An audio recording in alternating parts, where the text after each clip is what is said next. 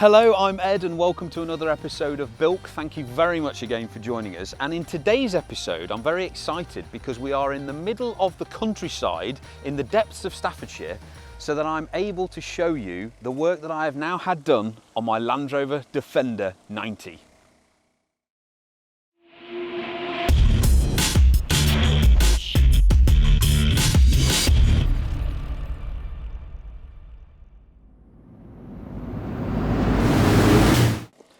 So, why did I buy a Land Rover Defender 90? Well, the truth is, I love them. As the channel suggests, I love cars, but in particular, I absolutely, and I have always adored, the Land Rover 90. I'm still a big fan of the Defender in general, but it is the 90 that is that classic Land Rover shape, in my opinion, and that's the one that sort of touched my heart as a kid when I'd be going to the local pub with the family or driving down to different places in the countryside, and I was a huge fan. I mean, originally back in the day, I wanted to be a farmer. That's actually what I wanted to do when I was a kid, and from my point of view, the Land Rover was so quintessentially associated with that life. I've always had a huge passion for Defenders.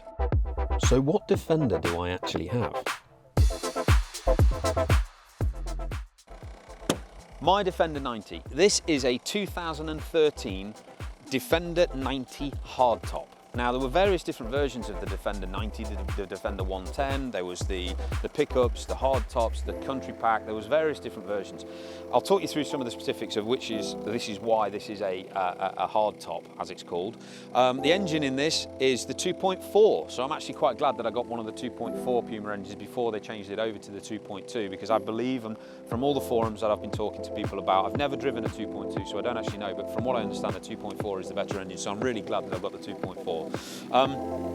But overall, I absolutely love this car. Look at the way it looks. I mean, it looks a bit menacing, even though it's supposed to be a sort of a very subtle and elegant off-roader, which obviously the royal family uses to run around in all of their estates. The Defender hardtop didn't have rear windows. It also didn't have the valance windows on the top, and it definitely didn't have the windows around the rear. Obviously, it's got a rear windscreen, but the Defender hardtop, and specifically in the 90 version, was a utilitarian tool. It was meant to be for farmers to jump around fields and throw the dogs in the back, and you could hitch a trailer up to the back with that massively powerful, torquey engine at the front and pull anything you need.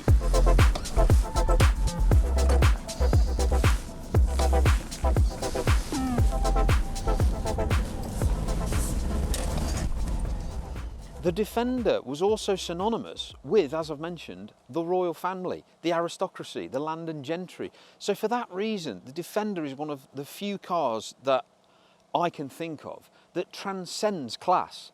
You can turn up in a Defender like this to the pub, covered in mud and mess and everything that we're turned up here, just as much as you could turn up to the Ritz in London, pull up outside, give it to the valet, and they would happily park it on show.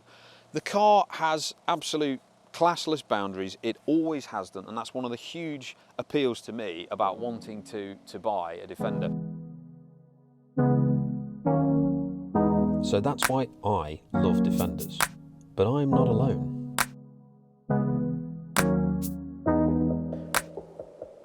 We know that everybody loves Defenders. In a Top Gear survey back in 2004, Top Gear went on the search of trying to find the greatest car of all time. And from that point of view, they did a survey. There were things that were included, which were the McLaren F1, the Jaguar E-Type, unbelievably well-known, beautifully well-loved cars. And the car that won it was the Defender. So we've talked a little bit about my love for Defenders and the history of the car itself. But what is it that I've actually done to modify this particular car? Obviously, the main point of this video is to talk you through some of the specific things that I've had done on my 90 that I'm super pleased with. So, first of all, the 90 has actually got 16-inch sawtooth wheels. Now these sawtooth wheels were a bit of a 2016 option that sort of turned up right on the last hurrah. These have actually been fully blackened, which looks pretty cool, and I do like the appearance of the car in that sort of full black finish. It's had the crystal coloured clear lights put on, and one of the things that a major thing that I've actually had done is I've removed the standard Land Rover sort of slightly untidy step that used to be under that corner, and I'm very conscious that a lot of dog owners have told me that sadly their dogs have got their ankles trapped in that when jumping out the car. So I had that taken off. I've gone for a NAS step, which the guys at Juice Motors have fitted for me, so big thank you to Sam and the guys at Juice Motors. They've done a lot of stuff on this car, which we'll go through, and one of the coolest things is what they did. So as we move around the car, you can see we've had all the badges blackened and everything. The other thing that we've got on the car, even though it's already starting to show its wear, is a bit of the black checker plate, which just sets it in as a sort of utilitarian vehicle. We've also got the side steps added on, the tubular, they're the matte finish tubular side steps. So as we move around to the front, you can see we've had the whole front grille and the lights all completely done. These are pretty much standard aftermarket things, the HRX systems that we've got. We've also got the shroud because I've also had air conditioning fitted. Now, the basics on this car was that it was a Defender 90 hardtop, which is the base farmer spec. Things like alloy wheels and checker plate and posh lights and even the air conditioning, electric windows were all extras. So those are things that we'll talk about on the interior in a moment. But the two other things that I think are really cool, but they're quite low down. We've had this, the laser bar D44 bull bar replacement, which has actually got the incredibly bright lasers on. Right underneath, there is a sump guard as well, which is absolutely awesome. The reason I actually got the sump guard is not because I'm going to be doing any green laning or off-roading on it. It's too pretty, I don't want to damage it. But the main reason I got it is because I think it looks super cool. When you stand back and you can actually see the front of the car, that sump guard really sets it off as a proper off-roader.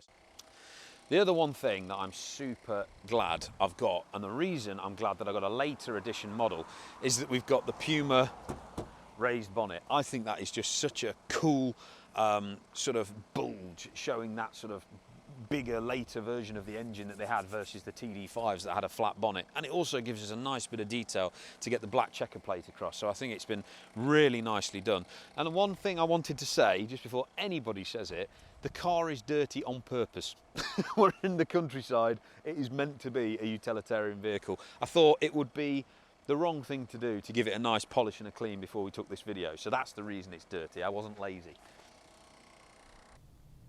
So all of those visual external modifications are all fantastic.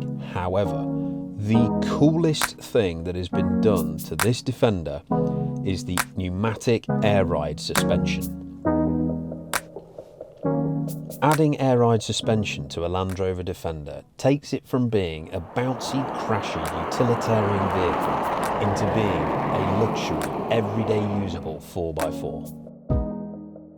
So inside the Defender, I've actually had more done to the inside than I've actually had done to the outside, and I do tend to find that I care more about the way the inside of cars are than the outside, to be honest. What I've actually had done, just to give you a bit of an overview, is I've had a complete overhaul of the sound deadening. So the entire car has got something like 250 kilos worth of actual sound deadening under the bonnet, under all of this driver's tunnel, and across the roof and everything. So the first thing is that this car, unlike most Defenders and unlike the Defenders that came out of the factory, is fully sound deadened. When you close the doors, it's as quiet as a mouse in here. It's absolutely amazing. The main and obvious thing that you're going to see is the changing to things like the leather. So I've gone for a diamond stitched and white stitched offset leather pattern. I've got these fantastic bucket seats from Lucari, a central cubby with a new sort of lift up, and this cubby has actually been fitted. The guys at Audio Car Info have actually fitted me with a fantastic double USB port here, so I can actually charge my phone and do all these things.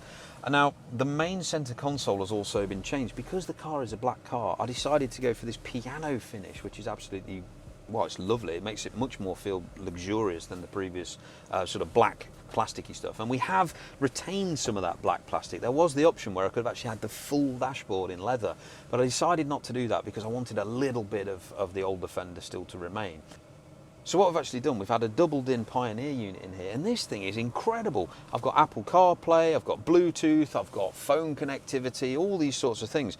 From my point of view, this is as technical as my Range Rover. This is just brilliant.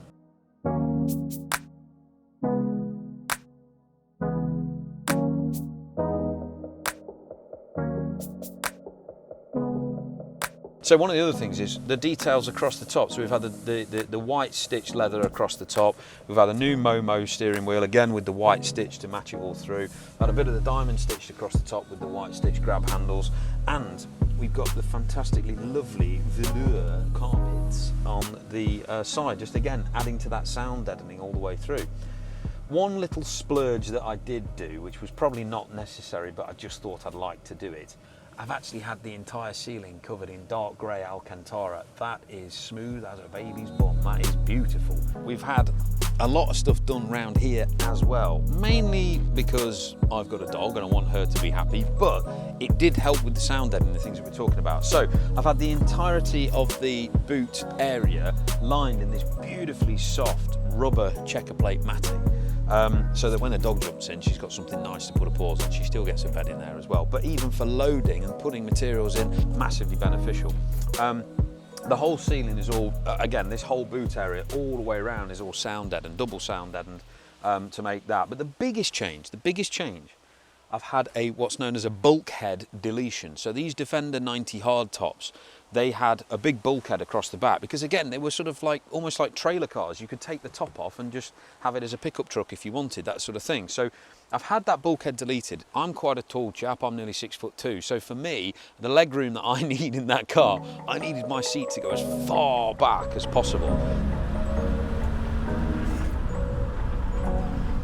So one thing I mentioned to you earlier on, there's no windows in the back of this car. So one thing that when I was getting all this work done with Audio Car Infile, I said to them, this is essential, you're gonna have to get it done. Have a look up here.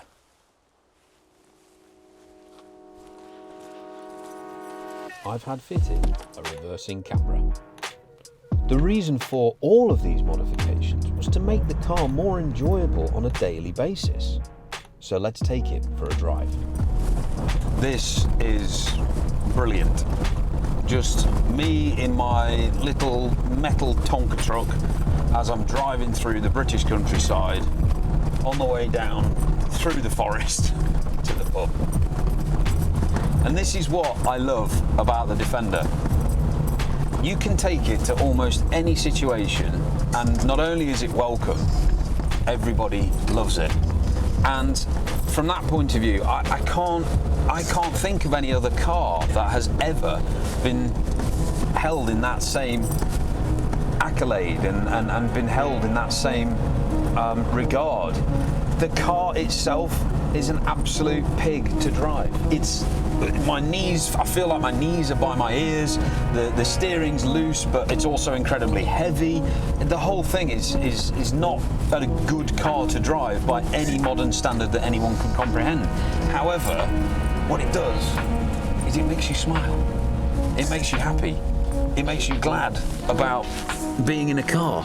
And instead of a journey being a journey, every journey is something to look forward to. It's an event, it's exciting. I'm taking the Defender out. How much fun, I can't wait.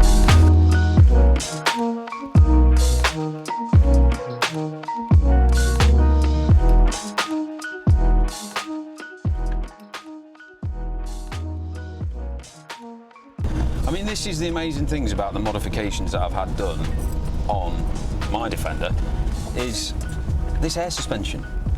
It is, I'm not going to say it's like a Range Rover, it's not like a Rolls Royce, but for a Defender, it is sublime. I mean, the car, before we had the air ride fitted, it was like trampolining with a mountain goat. It was absolutely insane.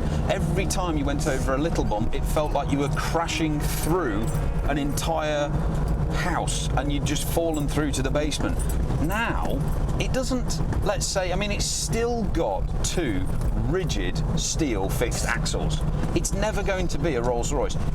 but the air suspension has changed the dynamic completely into something that is not completely unenjoyable. I mean, this is as comfortable as a Mercedes C-Class or a Golf GTI, for instance. It's still got an absolute pig of a gearbox. The clutch pedal is not heavy, but it's also huge travel, so you really have to kick it into gear to get it to move. The actual accelerator doesn't really do anything until the final 10% of the travel on the accelerator. The steering, as I mentioned, it's like driving a boat. You can turn the wheel and nothing happens at all. It's as an actual driver's car, it's bloody awful, but that is not why you have one. The fundamental chassis and makeup of the car has not changed since its original design in the 50s. So can the Defender, with the chassis designed in the 50s, really cut it in the modern world? The question I get asked quite a lot is, well, okay, it's all right using your Defender as an everyday car, but what's it like when you actually take it on the open road, on the motorway, let's say? And yeah, I'm not going to lie, it's not the greatest. It's certainly no motorway cruiser. It's not a Mercedes or a BMW or, you know, a Range Rover or anything like that. I mean, even a Ford Mondeo that you could just sort of drive along at 70, pretty relaxed, not a problem. Got wheel wobble. I don't know if you can see that. The wheels wobbling all over the place. But in terms of actually the difficulty of being on the motorway, it's none of the obvious things. It is the driving position. It is the sitting position. As I said earlier on, I feel like my knees are already up by my ears. I wouldn't want to do more than 40 minutes, 45 minutes tops on any one motorway run.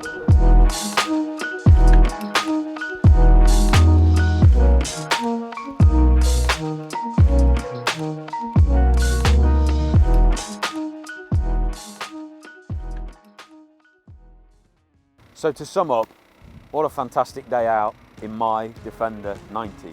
I am so happy that I've been able to bring this British icon back to the scene of another British icon, which is St George's Park here in Staffordshire, home of the training ground of the England football team.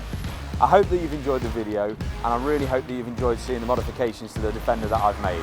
I also really hope that you've enjoyed seeing the stuff that in-car audiophile and Juice Motors have actually done to the car.